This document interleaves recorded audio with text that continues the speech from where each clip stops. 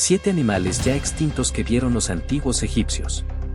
¿Qué secretos ocultos esconde la antigua fauna del Egipto faraónico? Más allá de las majestuosas pirámides y los enigmas de los jeroglíficos, el antiguo Egipto albergaba una fauna única y sorprendente. Sin embargo, muchos de estos animales, que alguna vez compartieron el vasto paisaje egipcio, ya no existen. En este video, viajaremos al pasado para descubrir 7 de estos animales extintos, entre ellos el astuto lobo del desierto y la imponente garza de Benu. A través de sus historias, conoceremos cómo impactaron la vida de los egipcios, desde su relación con las deidades hasta su presencia en las vastas llanuras del Nilo. Prepárate para una fascinante inmersión en los misterios de la fauna de una de las civilizaciones más grandiosas de la historia. Si es tu primera vez en el canal, suscríbete ahora para no perderte ninguna de nuestras reveladoras historias. Suscríbete a nuestro canal Grandes Curiosidades. Y activa la campanita para descubrir los más grandes misterios del mundo. El uro, Bos primigenius. El uro, Bos primigenius, era una especie de bovino salvaje que se considera el ancestro de las razas modernas de ganado doméstico. Este animal, que habitaba grandes regiones de Europa, Asia y el norte de África, tenía características muy diferentes de las que conocemos hoy en las vacas domesticadas. Los uros eran animales de gran tamaño, con los machos adultos alcanzando un peso de hasta 1000 kilogramos, mientras que las hembras, aunque más pequeñas, pesaban entre 600 y 800 kilogramos. En comparación con el ganado moderno, los uros eran mucho más grandes, de hecho, su tamaño los hacía más parecidos a bisontes que a las vacas actuales. En cuanto a su estructura física, los uros poseían proporciones distintas a las de los bovinos domesticados. Sus patas eran largas y delgadas, lo que les otorgaba una agilidad notable a pesar de su tamaño, mientras que sus cuellos y torsos eran más robustos y musculosos. Esta musculatura les confería una apariencia imponente y fuerte. Sus cuernos también eran mucho más grandes y prominentes que los del ganado actual, adaptados a su vida salvaje y a su comportamiento territorial. De hecho, los uros eran conocidos por su naturaleza menos dócil en comparación con las vacas modernas, lo que les hacía animales difíciles de manejar y muy agresivos, especialmente durante la temporada de apareamiento, cuando no era raro que se mataran entre sí. La extinción del uro es un triste recordatorio de cómo las actividades humanas pueden modificar el equilibrio de los ecosistemas. Se cree que la principal causa de su desaparición fue la pérdida de hábitat y la caza por parte del hombre. Su tamaño, su naturaleza salvaje y su capacidad para competir con los humanos por los recursos hicieron de este bovino una especie vulnerable frente a las presiones humanas. El último uro conocido fue abatido en el siglo XVII, marcando el final de una especie que, durante miles de años, jugó un papel crucial en los ecosistemas de la región. Hoy en día, el uro es extinto en todo el mundo, pero su legado perdura en las razas de ganado doméstico que descienden de él. Este antiguo bovino sigue siendo un símbolo de la relación entre la naturaleza y la intervención humana, y su desaparición subraya los efectos irreversibles que pueden tener nuestras acciones sobre la fauna salvaje. El león de Berbería, Panthera leo leo. El león de Berbería, conocido también como león del Atlas, fue una subespecie de león que habitaba las montañas y desiertos del norte de África, desde Marruecos hasta Egipto. Era un animal imponente y poderoso, que se destacaba por su gran tamaño y su melena oscura, características que lo convirtieron en un símbolo de fortaleza y majestuosidad. Estos leones eran reconocidos por su aspecto robusto y su actitud dominante, lo que los hizo admirados tanto por las culturas locales como por los europeos. El león de Berbería fue muy valorado en la antigüedad, siendo representado en diversos monumentos y arte de la región. A lo largo de la historia, estos leones también fueron considerados animales sagrados en algunas culturas. Los romanos, por ejemplo, los utilizaron en combates de gladiadores, lo que fue parte de su explotación en la arena del Coliseo. Además, fueron mantenidos en cautiverio en zoológicos y colecciones privadas, como la Torre de Londres, lo que aumentó su fama. Sin embargo, la caza excesiva y la presión humana llevaron a la extinción de este león en la naturaleza. Durante la época colonial, los europeos cazaban a estos animales, no solo por su tamaño y fuerza, sino también por la emoción que les generaba la caza deportiva. En 1922, se reportó la muerte del último león salvaje de Berbería, aunque algunos relatos aseguran que pequeños grupos pudieron haber sobrevivido en la región hasta la década de 1960. Esto sugiere que la extinción del león de Berbería no fue un proceso instantáneo, sino que se dio gradualmente, en parte debido a la invasión de sus hábitats por el hombre. Hoy en día, el león de Berbería es una subespecie extinta en la naturaleza, aunque existen ejemplares en zoológicos que descienden de leones en cautiverio. Su desaparición representa una pérdida significativa para la fauna africana, ya que fue un animal crucial en la historia y cultura de la región. La garza de Bennu. La garza de Bennu, Ardea bennu, es una especie extinta que destacó por su impresionante tamaño, lo que la hacía una de las aves más imponentes de su época. Según los fósiles descubiertos y las representaciones en el arte egipcio, los adultos de esta especie alcanzaban fácilmente los 2 metros de altura, lo que los hacía comparable a la altura del legendario basquetbolista Kobe Bryant. Esta envergadura física le habría permitido ser reconocida como la ave más alta capaz de volar si hubiera sobrevivido hasta nuestros días, superando a la grulla Sarus, el ave que ostenta este título en la actualidad. Pero la grandeza de la garza de Bennu no se limitaba solo a su altura. Su envergadura de alas era igualmente impresionante, alcanzando más de 2,7 metros, un 34% más grande que la envergadura de un avestruz, el ave más pesada del mundo. Esta capacidad para volar con una extensión de alas tan grande habría sido un espectáculo fascinante para cualquiera que la hubiera visto en su hábitat natural. Se cree que la garza de Bennu habitaba en los pantanos del río Nilo, un entorno ideal para su alimentación, ya que se alimentaba de una amplia variedad de presas, desde peces y tortugas hasta pequeños mamíferos y serpientes. Además de su impresionante presencia física, la garza de Bennu dejó una huella significativa en la cultura egipcia. Muchos egipcios creían que la deidad Bennu, asociada con el sol, la creación y el renacimiento, estaba inspirada en esta gran garza.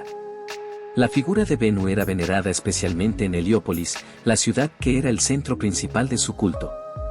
Esta relación entre la garza y la deidad reflejaba la conexión entre los antiguos egipcios y la naturaleza, y cómo ciertos animales eran considerados sagrados.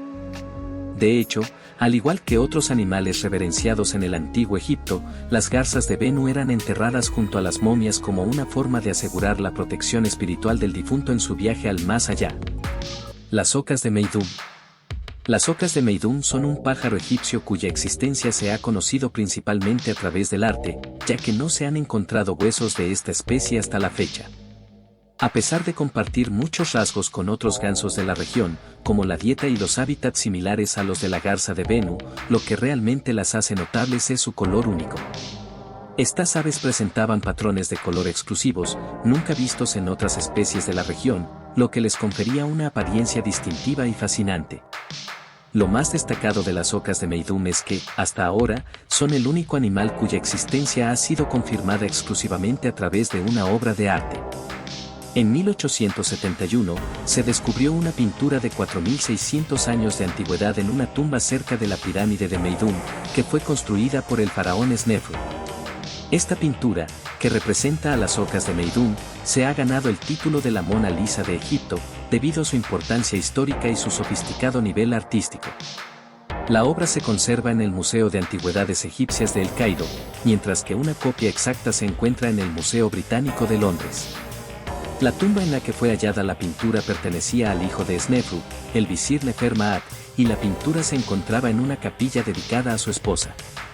Aunque solo contamos con esta pintura como evidencia de la existencia de las ocas de Meidum, el hallazgo sigue siendo significativo por la creatividad del método de descubrimiento. A pesar de no tener huesos ni otros restos que confirmen la especie, el hecho de que este animal fuera representado con tal detalle en una tumba real muestra su importancia en la cultura egipcia. Curiosamente, se ha encontrado evidencia en Creta de un ave similar, aunque no idéntica, lo que podría sugerir que las ocas de Meidum tenían una distribución más amplia o estaban relacionadas con otras especies en la región mediterránea. Sin embargo, la falta de pruebas físicas sigue manteniendo el misterio en torno a estas aves, dejando a la pintura como el único vestigio tangible de su existencia. Suscríbete y acompáñanos a continuar en este viaje para descubrir los lugares más intrigantes y sorprendentes del mundo. El elefante del norte de África, Elephas antiquus. El elefante del norte de África, también conocido como el elefante cartaginense, fue una subespecie del elefante africano que habitaba diversas regiones del norte de África, incluido Egipto. Aunque poseía características similares a sus parientes africanos, este elefante era considerablemente más pequeño, con adultos completamente maduros que se asemejaban más a los elefantes asiáticos que a los africanos en tamaño. A pesar de su tamaño reducido, los elefantes del norte de África mantenían las características físicas típicas de los elefantes modernos, como sus orejas grandes y cóncavas, lo que les otorgaba una apariencia distintiva y fácilmente reconocible. Una de las características que hacía a este elefante único es la posibilidad de que fuera más dócil que otros elefantes de su familia. Esto podría haber sido uno de los factores que permitió que los cartagineses lo domesticaran mediante un método que aún se desconoce, lo que les otorgaba una ventaja significativa en su uso para la guerra y el trabajo. De hecho, se cree que fueron utilizados en batallas durante la época cartaginesa, donde desempeñaron un papel destacado en la estrategia militar. Este elefante habitaba una variedad de hábitats en el norte de África, desde llanuras y sabanas hasta bosques, desiertos y pantanos. Sin embargo, su distribución no parece haber sido constante a lo largo del tiempo. Aunque no era una especie común en el antiguo Egipto, hay evidencia de su presencia en la región. Durante el periodo del Imperio Antiguo, los elefantes del norte de África fueron testigos de una progresiva disminución en su población. Esta disminución fue probablemente el resultado de varios factores, incluida la pérdida de hábitats naturales y la creciente presión humana sobre su entorno.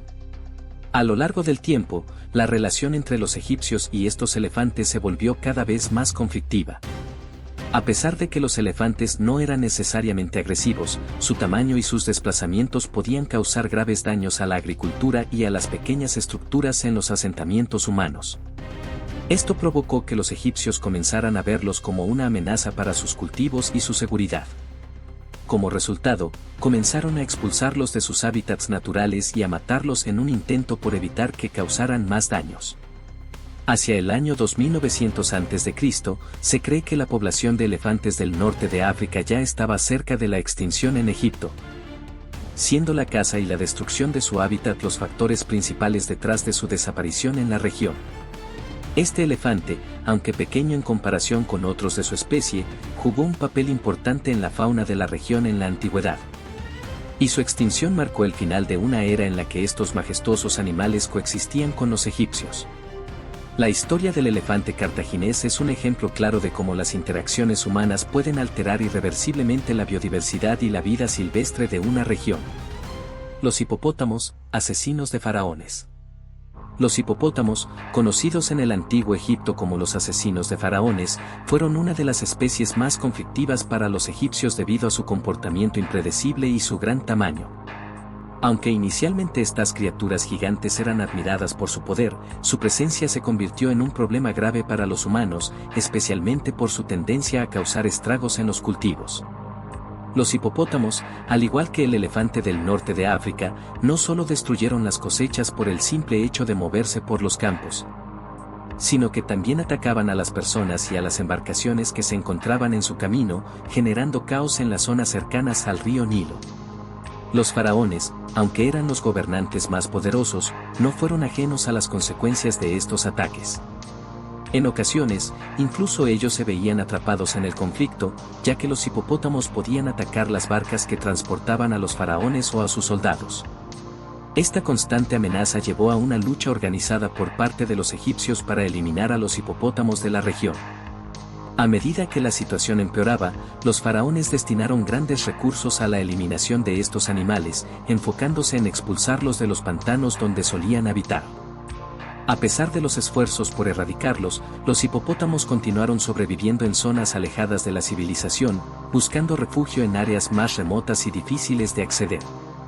Incluso después de que los faraones lograron reducir su número en las regiones cercanas al Nilo, los hipopótamos siguieron siendo un objetivo de caza, especialmente durante las ceremonias rituales que los faraones realizaban para demostrar su poder. Estos rituales de caza no solo tenían un componente religioso, sino también una dimensión práctica, pues los hipopótamos seguían siendo una amenaza constante. Lo más sorprendente es que, a pesar de todos estos esfuerzos por eliminar a los hipopótamos, estas criaturas lograron sobrevivir mucho más tiempo de lo que se esperaba. Las manadas de hipopótamos en Egipto se mantuvieron hasta principios del siglo XIX, superando a la mayoría de los otros animales que vivieron en la región. Su habilidad para adaptarse y sobrevivir a las presiones humanas durante miles de años refleja tanto la tenacidad de la especie como la compleja relación entre los humanos y los animales salvajes en el antiguo Egipto. El lobo del desierto, Canis lupus lupaster.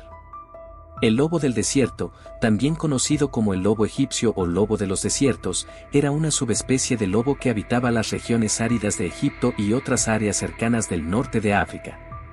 A diferencia de los lobos que viven en climas más fríos, este lobo estaba adaptado a las duras condiciones del desierto. Su tamaño era más pequeño en comparación con sus parientes del norte, lo que le permitía moverse con mayor agilidad y facilidad por los terrenos difíciles y calurosos de su entorno. Su pelaje corto y su cuerpo más estilizado eran características esenciales para regular su temperatura en el caluroso clima egipcio, permitiéndole sobrevivir a las extremas temperaturas del día y las noches frías del desierto. Los antiguos egipcios tenían un gran respeto por el lobo del desierto, considerándolo un animal astuto y habilidoso en la caza. Este lobo se convirtió en un símbolo de vigilancia y protección, siendo representado en varios artefactos y relieves antiguos. En la mitología egipcia, el lobo también estaba asociado con diosas del desierto y la caza, lo que reforzaba su imagen como un animal que personificaba la inteligencia y la destreza. Los egipcios valoraban mucho su capacidad para cazar en el duro entorno del desierto, y, aunque generalmente mantenían una relación respetuosa con ellos, también podían ser vistos como una amenaza para el ganado y las aves de corral, especialmente en tiempos en los que los recursos eran limitados y los animales competían por alimento. Con el tiempo, el lobo del desierto comenzó a desaparecer lentamente debido a la pérdida de hábitat y la creciente competencia con otras especies introducidas por los humanos. A medida que el desierto se volvía más inhóspito y se desarrollaban nuevas áreas para la agricultura y la urbanización, las tierras que antes servían como su hogar se fueron reduciendo considerablemente. La urbanización y la expansión de la civilización egipcia trajeron consigo la destrucción de muchos hábitats naturales, lo que, combinado con la competencia de otras especies, resultó en una disminución drástica de la población de estos lobos. Este lento proceso de extinción reflejó las tensiones crecientes entre el mundo natural y la expansión humana en el antiguo Egipto. Aunque el lobo del desierto ya no es una parte activa de la fauna egipcia, su presencia en la mitología y su simbolismo en el arte antiguo siguen siendo un testamento de su importancia cultural y ecológica. A lo largo de la historia, este lobo representó la capacidad de adaptación y la supervivencia en uno de los entornos más extremos de la Tierra. Gracias por acompañarnos en este fascinante recorrido. Si te ha gustado el video y quieres ver más contenido emocionante, no olvides darle like, dejarnos tus comentarios, compartir este video y suscribirte al canal Grandes Curiosidades. Tu apoyo nos motiva a seguir explorando el mundo juntos. Hasta la próxima aventura.